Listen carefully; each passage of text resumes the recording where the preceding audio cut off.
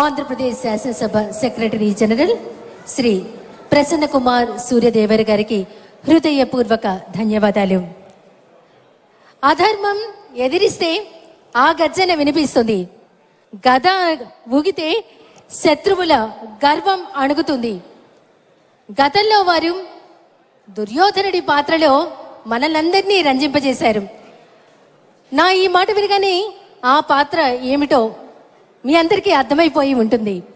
ఆ పాత్ర మరి ఏదో కాదు, ఎవరి పేరు చెబితే సాధారణ భూమి యుద్ధ భూమిగా మార్చబడుతుందో, ఎవరి గద శబ్దము వింటే శత్రువుల గుండెలు అదురుతాయో ఆ వ్యక్తే కలియుగ భీమా మా రఘురామ.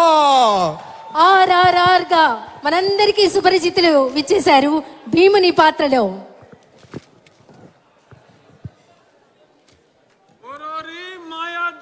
విజయ మధు మదోన్మత్థాస్యోధన దారుని రాజ్య సంపద మదంబున కోమలి కృష్ణ జూచి రంబోరు నిజోరు దేశమున నుండగ పిలిచిన ఈ ధురాత్మ దుర్వారమదీయ బాహు పరివర్తిత చండ గదా విఘాత భగ్నోరు రుధోరు చేసద సుయోధనుగ్ర రణాగ్రలంబునన్.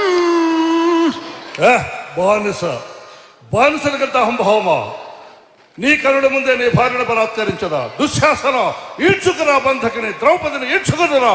ఏ దుశ్శాసన, గురురుద్ధ బాంధవులనే చూచుచుండ మధో గురుడై ద్రౌపదినిట్లు చేసిన కలం దుశ్శాసనం. లోక భీకర లీలను వధించి తద్విపుల వక్షస్థైల రక్తముర్వీపతి చూచుచుండ అని ఆస్వాదించదన్ జాగృతి. ఇంకొక మాట, నా జన్మదినము నాడు నన్ను కారాగారములో బంధించిన ఈ అభినవ దుర్యోధన దుశ్శాసన కీచకులను ఈ శ్రీకృష్ణుని అండతో ఆ నికృష్టులను పరిమార్చద.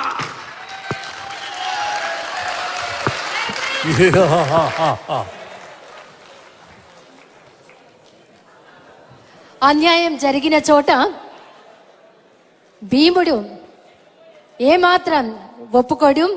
అపర భీముడు.